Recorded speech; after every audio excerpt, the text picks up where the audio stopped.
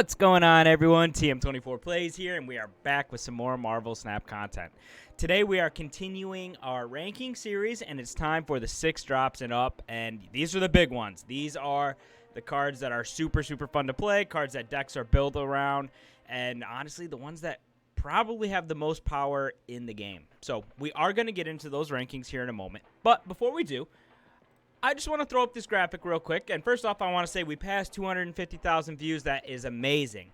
But I would love for y'all to just take a quick moment and go hit that subscribe button, as over 99% of my views are coming from people that are not subscribed. So if you could just hit that button real quick, it is free, so don't worry. It would help me out and make me super happy. But for now, let's get into these rankings. All right, here we go. Ranking the 6 drops and up, and we're starting off with the 9 drop, and it's Death. Costs 1 less for each card destroyed this game, and Death is a super strong card. A lot of the time, she's coming down as a 0 or a really low cost, and for 12 power, that's awesome. So Death feels great, and she's definitely a top 10 card. She's probably close to top 5 as well. I just think it's a little bit tough here because some of these cards are really strong. So for now, I'm going to put her at 5. But knowing there's a really strong chance that she moves up as well. Next up, the Infinite. If you played a card last turn, you can't play this. It's 20 power for a 6 drop, but essentially you've got to give up your turn 5. So let's say that's 11 for 20, kind of, depending on how you look at it. 20 is a ton of power. I think Infinite is great as well. Decks are built around him. Just slamming 20 power down on turn 6 can feel really good. So for me, Infinite is definitely a top 10 as well. I do think he's lower than Death. I think he's probably, let's put him at 8 for now. Again, all these 6 drops are super strong, so he might end up being bumped up here. Next up, we've got Destroyer. On reveal, destroy your other cards. He's a 6 for 15. I'm a big fan of Destroyer. I think he is one of the best 6 drops in the game. That on reveal can be used to your advantage. So for me, I think he's top 3. I do think that because some of these 6 drops are so strong, I'm going to have to put him at 3. And there might be a chance he gets dropped a little bit. But for me, he's definitely up there. Giganto, 6 for 14. You can only play this at the left location. So 14 power, really strong. He doesn't affect the rest of your board. You do have to play him in that far left lane. It can be a little bit tough because if that's not the lane that you actually need the power, then, you know, you're kind of in trouble. But 6 for 14 feels pretty good. I do think he's probably kind of on the lower end here. Let's throw him at 13 for now. 13 seems like an okay spot. Agatha. So Agatha starts in your hand and plays your cards for you. I think we all know Agatha is not the greatest of cards. I'm going to throw her at 20. I'm not putting her 21 just yet. She might wind up there, but 20 feels okay. She's got a little bit of wiggle room in these last 5, but for me, that's where she winds up right now. Magneto. On reveal, move all opposing 3 and 4 cost cards to this location. I like Magneto. I think he's fun. I do think that sometimes, you know, that ability isn't too great because you might be pulling more power than, than he has. But if you use him similar to Arrow, maybe it's pretty good. Kind of winds up mid for me, and I feel like 11 is a good spot to put him. Hulk, 6 for 12. No ability, so he can be played in no ability decks, but typically he's not. He's kind of just stats, and for that reason, unfortunately, Hulk is on the lower end of cards here. I'm going to put him down here right next to Agatha for now. She-Hulk costs 1 less for each unspent energy last turn. She-Hulk is super strong. She could be she could essentially cost 1. She can cost 0. She-Hulk's amazing. She is definitely, I think, a top 3 card. She's probably even better than Destroyer. So for now, I'm going to put her there. Helicarrier. When you discard this from your hand, add 3 random cards to your hand. So its ability is getting rid of it, and I think that kind of says everything you need to know about Helicarrier. It can be used for, the more fun decks when you're trying to pull off something cool, but overall, I don't think Helicarrier is very strong, and I don't think it's even as strong as Agatha. So that is where I'm going to put Helicarrier.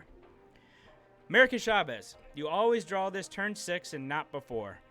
So Chavez is great because it helps you have a little bit more consistent turn. 9 power for 6, a lot of the times doesn't feel very good, but it might end up being just enough. I do think she, her biggest value is probably, the more consistent draw. Additionally, she is the most common card discarded by Yondu. So you know that most of the time it's not hitting something more important. So for that reason, I feel like she's in the top 10. I think maybe just barely sneaking in, but let's put her at 9 for now.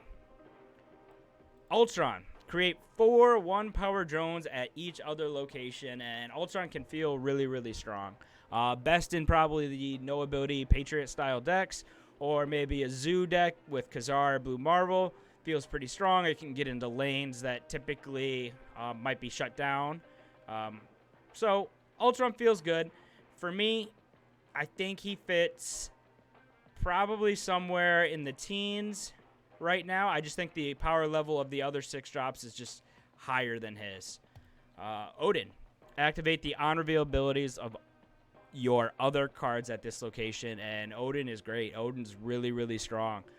You can activate, Black Panther. You can activate White Tiger. Anything that's got an on-reveal, he's hitting, and he can feel really, really good. So for me, Odin is in the top 10. He's probably close to Infinite. Heimdall. Move your other cards 1 location to the left. Now, a very, very niche card. If you've got Heimdall in your deck, obviously you've got to play a certain way. Kind of keep in mind that he's moving everything left, so maybe you're playing in the middle and to the right for the most part. I think he's pretty good, though. But overall, I think he's probably still on the lower end of things. So for me, Heimdall fits fairly nicely at 15. Apocalypse. When you discard this from your hand, put it back with +4 power. That could be pretty strong. He can get crazy if you discard him enough times. The deck would then kind of be built around that. When I'm playing my discard decks, typically I'm not playing Apocalypse. I'm playing other things.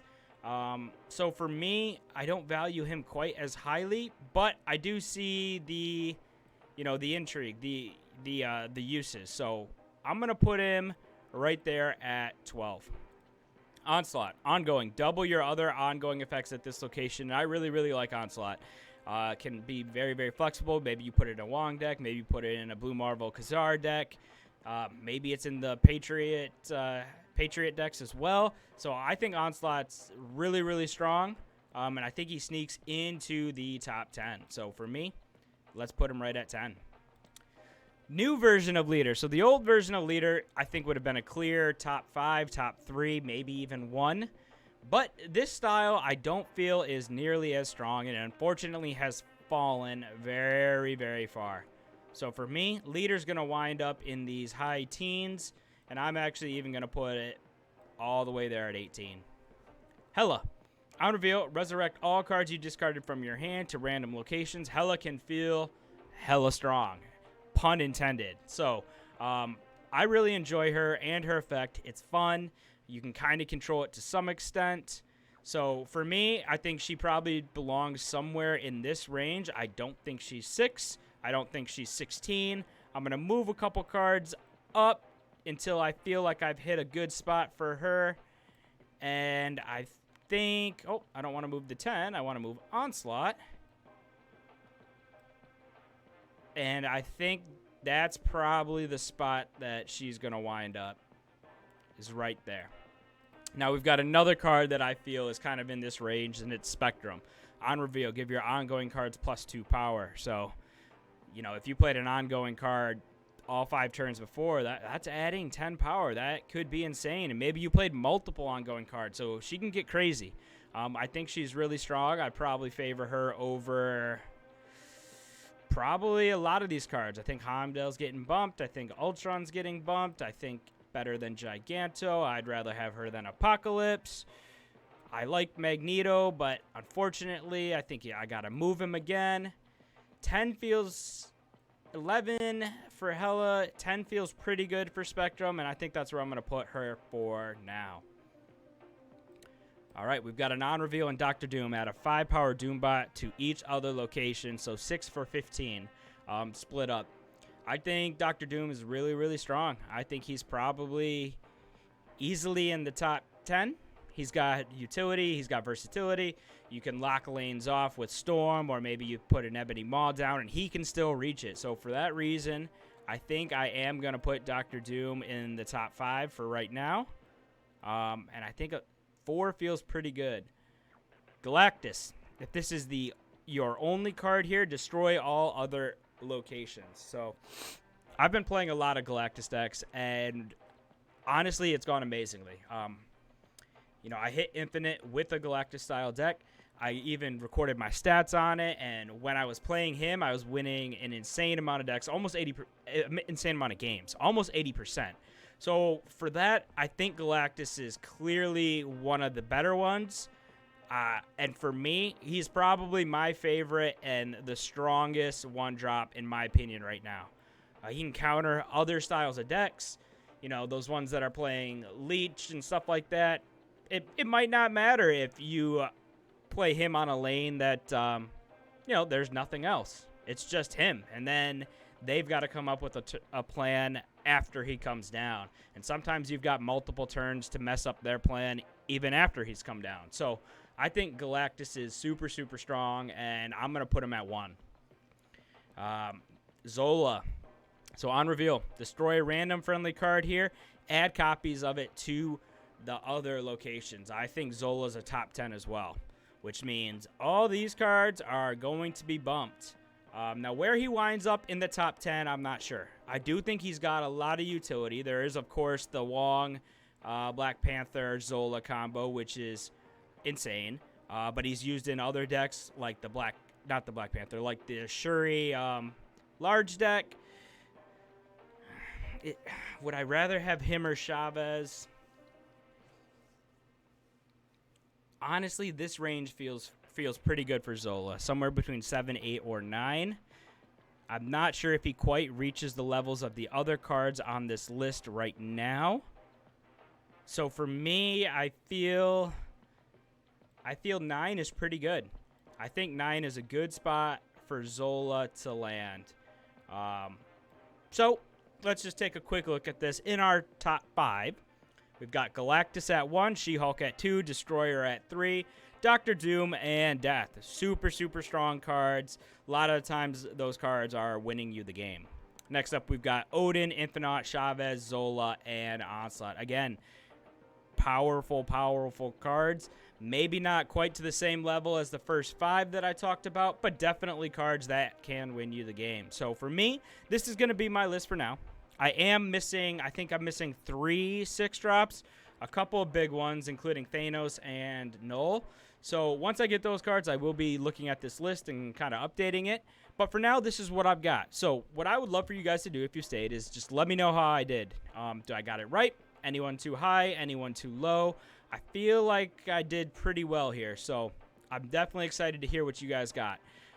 But what I would also like you to do is go ahead and take a moment and like the video if you haven't already. If you haven't already subscribed, please hit that sub button, as it really does help me out. And I do appreciate all the support I've been getting lately. But until the next one, remember, have some fun.